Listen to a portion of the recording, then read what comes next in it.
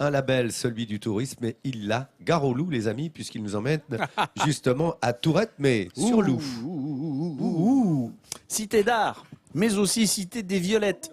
Lieu stratégique posé sur un éperon rocheux à 400 mètres d'altitude, c'est évidemment Tourette-sur-Loup, une cité qui a été à peu près de toutes les invasions. Les Francs, les Huns, les Visigoths, les Lombards, ils sont passés tous à Tourette. Ils ont à chaque fois ruiné le village, mais à chaque fois il a été reconstruit. Et notamment la dernière fois au 15e, ce qui fait qu'il a gardé un vrai cachet médiéval. On dit que la cité semble se raidir pour ne pas choir dans le vide. Aujourd'hui, l'invasion est plus pacifique depuis longtemps. Les artistes se retrouvent là-bas, que ce soit Francis Poulenc, Claude Lelouch ou Jacques Prévert, qui a écrit Les Enfants du Paradis dans sa bastide de Tourette. Alors, allons y faire un tour à Tourette. Dans le département des Alpes-Maritimes, à une quarantaine de kilomètres de Mougins, il existe un autre village de caractère. Juché sur un éperon rocheux depuis plus d'un millénaire, Tourette-sur-Loup et son authentique architecture moyenâgeuse séduisent quiconque s'y aventure. Sophie est originaire du nord de la France. Il y a 10 ans, elle décide de tout quitter pour s'offrir ce petit appartement qu'elle a transformé en chambre d'hôte. Taillé dans le rocher, le duplex a la particularité d'être situé dans les anciennes fortifications de la cité médiévale. Du coup, on comprend vite pourquoi la ch'ti a eu le coup de foudre. C'était vraiment pour, venez voir, pour cette vue magnifique. Depuis son balcon, Sophie a une vue vertigineuse. De là, elle peut balayer d'un regard ce splendide paysage provençal où la nature est reine. On a l'impression d'être au bout du monde. On est perché sur les hauteurs, on est là sur les remparts. Et on se sent intouchable en fait, on se sent libre. Tandis que Sophie poursuit sa contemplation en contrebas depuis ce viaduc, Yvette est fière de son village au Perché. Mais ce qu'elle préfère, c'est se promener dans le cœur de l'ancienne cité, dans ces jolies ruelles où elle flâne parfois durant des heures. Joli ça.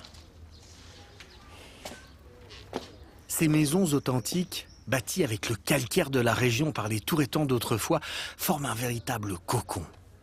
Les plantes, l'exiguïté de ces passages anciens et parfois quelques surprises promettent une balade des plus dépaysantes.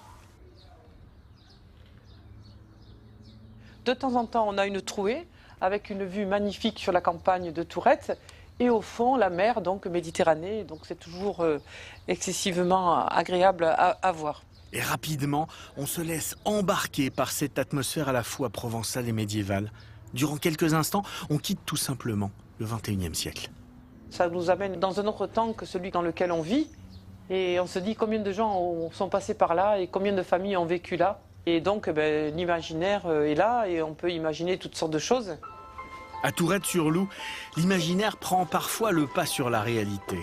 Les Touretans les plus nostalgiques ont trouvé le moyen de faire revivre le passé. Comment ? En perpétuant les métiers d'antan. Dans le village, on travaille le métal. On joue avec les couleurs. Mais l'une des boutiques les plus visitées, c'est celle de Damien, un artisan potier. Bonjour. Qu'est-ce que tu nous fais de beau ? Là, je fais des huiliers aujourd'hui. C'est de la porcelaine, là, cette terre blanche. Sous le regard des passants, Damien confectionne de nombreuses pièces en faïence et en porcelaine. Protégé par l'aura bienveillante de cette ancienne bergerie, l'artisan n'entend que le bruit de ses outils. Et il est bien dans son élément. Ce qui est long, c'est de faire des pièces assez fines. Ah bah oui, c'est le calme, le silence. Bah, j'ai pris goût à faire de la poterie, et puis j'ai pris la suite de ma mère, surtout qui avait lancé la boutique il y a 53 ans. Et hop. Bernadette n'a pas tout à fait quitté la boutique. Son plaisir, c'est de rendre visite à son fils pour le voir reproduire la plus belle pièce qu'elle a créée. Ce petit hérisson en terre cuite, dont les pics sont en fait des brins d'herbe. C'est un vieux principe mexicain que j'ai découvert et que j'ai mis au point. On le remplit d'eau, on pose des graines dessus et le suintement fait germer. La petite fleur, c'est rajouté, c'est la fantaisie. Ouais.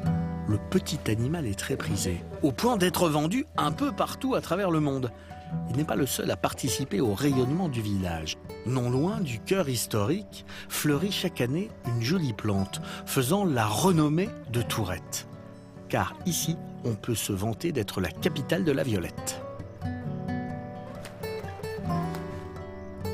Épaulée par son amie Patricia, Yvette a le privilège de travailler à la Bastide des Violettes. Abritant un musée, le lieu a pour vocation de raconter l'histoire de cette tradition tourettane vieille de 150 ans.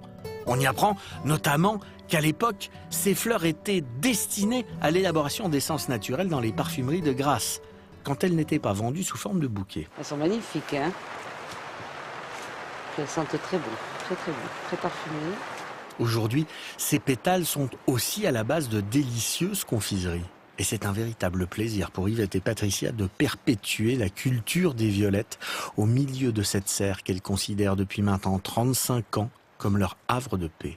Quand je cueille la fleur, c'est presque au moment de pause, en tout cas au point de vue spirituel. C'est un peu comme un enfant quand il naît, on l'aime jusqu'à la fin de sa vie. Mais moi, la violette, du jour où je l'ai cultivée, je crois que je vais l'aimer jusqu'à la fin de ma vie. Je suis bien avec elle et j'espère pouvoir toujours en voir à Tourette et que Tourette continue à être la capitale de la violette.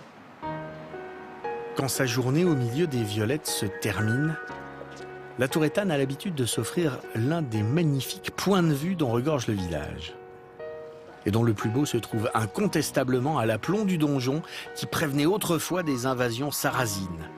De là, Yvette bénéficie d'un panorama à 360 degrés d'où elle peut embrasser d'ouest en est le massif de l'Estérel, la Méditerranée et même l'Italie à l'horizon. Ouais, c'est super là, c'est un endroit de rêve.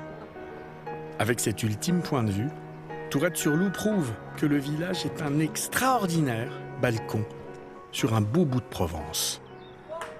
Eh ben dites donc, Jean-Sébastien, c'est vrai que cette Tourette-sur-Loup nous donne envie de venir ici, hein, dans les Alpes-Maritimes. C'est un très très beau village. Un mot quand même sur les violettes, parce que c'est vrai que Oui, capitale de la à violette, Tourette, dit-on. c'est la vraie capitale de la violette. C'est là qu'on en produit le plus en France, beaucoup plus qu'autour de Toulouse. Mais c'est vrai que Toulouse a mieux fait sa publicité. Et puis les violettes ici, elles servent surtout à Grasse, là-bas, Bien sûr. juste derrière, pour faire des parfums. Et alors, un autre mot sur le loup, justement. Parce que quand on va à Tourette, on peut voir le loup, hein, forcément. Oui, tu l'as vu, 45 kilomètres d'une rivière et de gorges qui offrent des paysages absolument somptueux, mettant en exergue l'estafilade au milieu de tout cela, dû au torrent, à partir du saut du loup. Justement, la vallée se resserre et puis eh bien, il y a ces impressionnants escarpements rocheux où une végétation un peu chiche tente d'escalader des parois verticales. Et puis il y a ces gorges à proprement parler. C'est un pur bonheur de découvrir cette spectaculaire cascade qui s'élance de 90 mètres de haut dans une vasque écumeuse.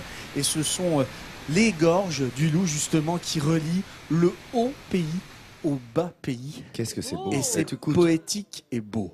Tu as raison, c'est un inventaire à la Prévert, comme tu disais, puisqu'il a écrit Les Enfants du Paradis ici, comme tu Bah, le c'est disais. pas étonnant, hein. Oui, ça ne nous étonne pas. C'est magnifique, hein, cet endroit. Les C'est à gorges du portée Loup. de main. Hein. Les gorges du Loup, c'est un endroit qui Voilà, vaut tout ça est vraiment en le détour. France. Hein. Il y a tellement d'endroits qu'on Bah vous oui. fait découvrir.